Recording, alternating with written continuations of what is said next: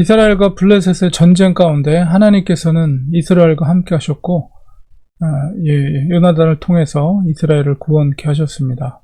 그래서 믹마스 전투에서 블레셋 사람들이 스스로 서로를 죽이는 그런 행위 가운데 600명의 군대를 이끌고 있던 사울왕이 그 블레셋 진영을 침투해서 공격해서 그들을 진멸하는 그런 장면을 보게 되는데요. 믹마스 골짜기에서 진치고 있던 바로 블레셋 군대를 베다웬에서 그들이 또 아엘란 쪽으로 이제 도망갈 때 그들을 추격해서 도망가는 블레셋들을 이제 진멸하는 그런 과정 속에서 이 사울왕이 큰 실수를 범하게 됩니다. 이게 뭐냐면 저녁까지 아마도 이 시간이 아마 낮이나 오후 시간이었던 것 같아요. 아마도 대낮 시간에서부터 계속 그들을 쳐서 무찌르는 상황 속에서 백성들이 요나단이야 새벽에 공격을 했고 오전에 오후에까지 계속 공격을 하는 상황 속에서 사울이 명령을 내린 것은 어떤 음식물도 먹지 말라. 이건 뭐냐면 이제 특별히 이제 믹마스에 진치고 있던 블레셋 사람들 군대 숫자가 바닷가에 모래알같이 많다. 그러니까 거기에는 군인들 뿐만 아니라 전쟁을 벌이기 위한 물자들이 많이 있었겠죠. 무기들과 그 다음에 먹을 것들, 이런 군량 음식들이 있었을 텐데 전쟁을 치르다 보면 이 군인들이 배가 고프니까 그 믹마스에 있었던 블레셋의 그런 군인들이 먹을 수 있는 그 음식들을 취해서 먹다 보면 이제 그 블레셋들이 도망가는 군인들을 놓쳐버리고 그들을 진멸하지 못할 것이라고 사울이 판단을 한 것 같아요. 그래서 절대로 특별히 믹마스에 있는 블레셋의 음식물들을 건들지 말아라. 고기를 건들지 말고 먹을 것을 건들지 말고 그 음식을 선포하고 끝까지 쫓아가서 그 원수들을 쳐서 무찔러라. 저녁 때까지 그것을 명령했습니다. 그리고 거기서 멈추지 않고 어느 누구라도 음식을 먹게 되면 그 사람은 저주를 받을 것이다. 이 저주를 받는다는 것은 죽는다는 거죠. 그런 저주를 선포했어요. 그 음식을 선포하고. 그러니까 특별히 이제 맹세를 시켜서 그것을 금식을 선포한 것입니다. 그러니까 백성들이 왕의 명령과 그다음에 저주받을 것, 죽을 것에 대해서 두려움을 가지고 어느 누구도 이 블레셋에 취한 그 음식들을 건들지 않게 된 것입니다. 그리고 이제 쫓아가다가 들풀에 떨어져 있는, 그러니까 아마 도망가다가 건드려서 벌집이 떨어진 것 같아요. 근데 꿀이 흐르는 것을 보고도 너무 배가 고팠지만은 먹을 수 없는 그 맹세 때문에 그런 상황에 이르게 된 것이죠.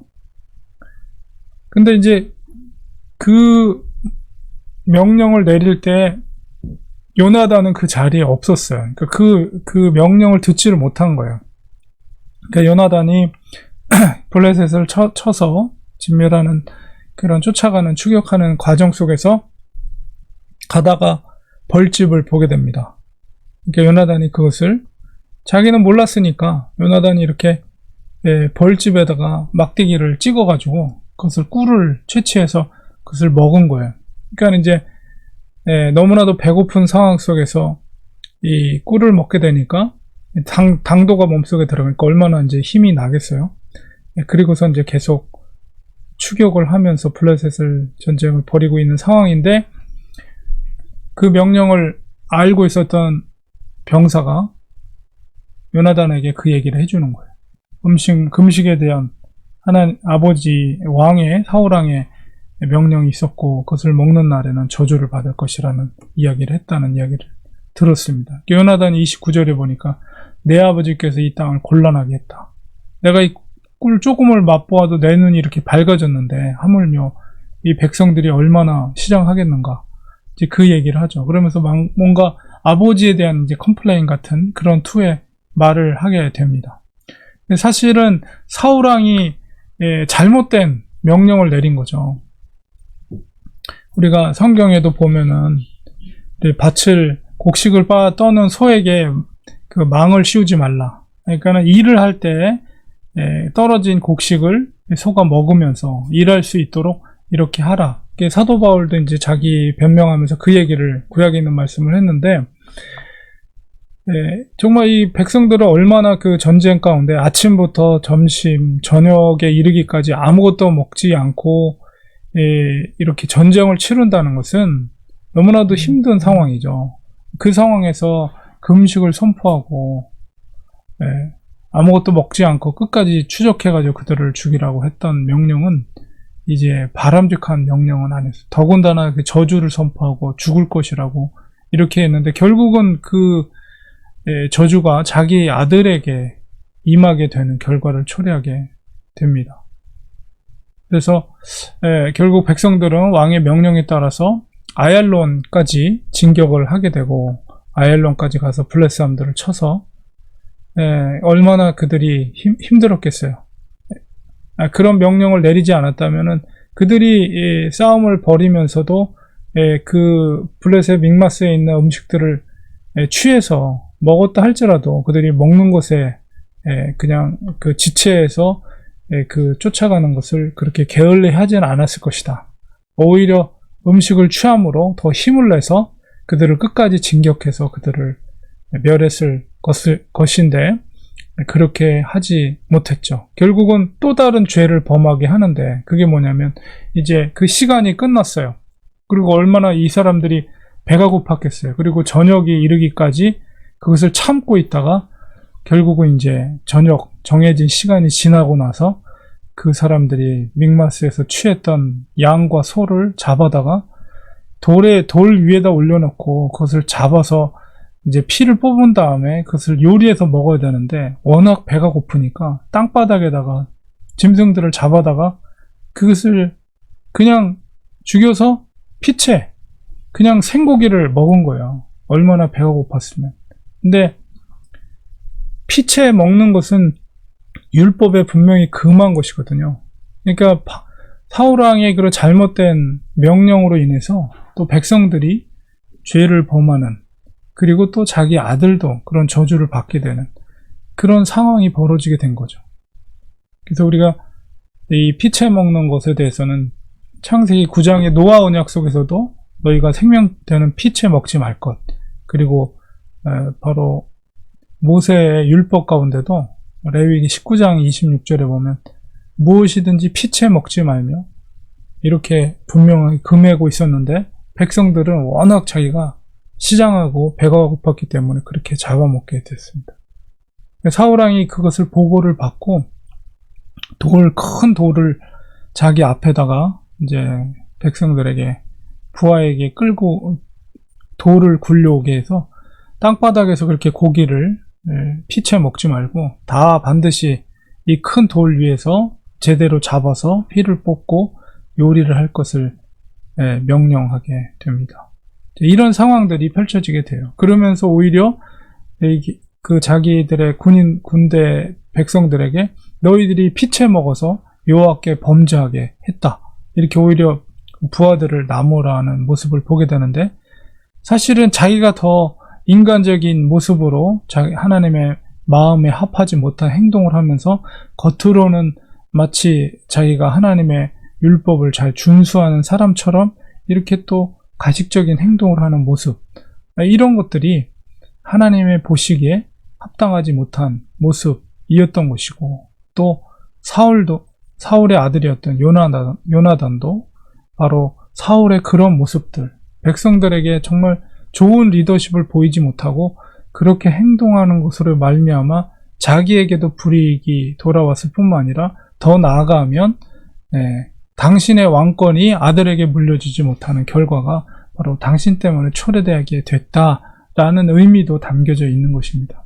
그래서 결국 전쟁에서 승리를 거두긴 하지만, 그러나 그 속에서 사울의 바람직하지 못한 리더십 통해서 요나단뿐만 아니라 이 백성들에게도 죄악을 범하게 하는 결과를 초래하게 됐다는 것을 보게 됩니다. 그래서 우리가 하나님의 이름으로 무슨 일을 할 때는 선지자들이 저주를 이렇게 퍼붓거나 이러지는 않았거든요.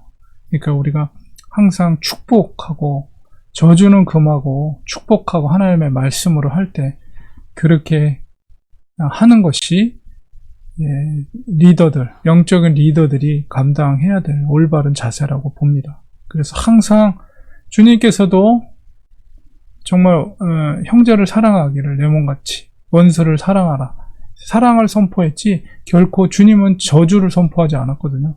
그러니까 사울이 이렇게 저주를 선포하면서 금식을 명했을 때 결과적으로는 백성들에게 죄를 범하게 되는, 율법을 범하게 되고 아들에게도 그런 좋지 않은 결과를 초래하게 되는 그런 일이 발생하게 됐습니다. 그래서 한 사람의 리더가 그 쫓아오는 사람들에게 어떤 영향을 끼치냐에 따라서 그 전체에 미치는 영향은 엄청 크다는 거죠. 그래서 하나님께서는 사울을 버리고 하나님의 마음에 합한 자를 새롭게 뽑으시려는 하나님의 작정하심이 이 믹마스 전투를 통해서 이루어지게 됐다는 것을 깨닫게 됩니다.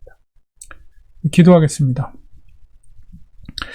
하나님 아버지, 오늘 말씀 속에서 무엇이 백성들을 위한 것인가를 올바로 판단하지 못한 그 사울왕의 잘못으로 인해서 백성들이 율법을 범하게 되고 자기 아들이 저주를 받게 되는 그런 결과를 초래하게 되었습니다. 정말 우리에게 그런 하나님의 기뻐하신 뜻이 무엇인가를 분별히 알 수 있게 하시고 그 뜻대로 특별히 남을 저주하는 것이 아니라 축복해주고 또 하나님의 사랑으로 품어줄 수 있는 정말 백성들을 사랑하는 마음에 행할 수 있는 것이 무엇인가를 바로 깨달았다면 사울왕이 백성들로부터 존중을 받고 또 율법을 범하지 않는 그런 리더가 될 수 있었을 것입니다. 우리들도 사랑과의 관계 속에서 정말 하나님이 기뻐하시는 것이 무엇인가? 바로 사랑으로 보듬어주고 위로하고 소망을 주는 것임을 우리가 이 말씀 속에서 깨닫게 됩니다. 그렇게 하나님이 기뻐하신 뜻대로 실천하고 순종하는 우리들이 되게 하여 주시옵소서. 예수님의 이름으로 기도드리옵나이다.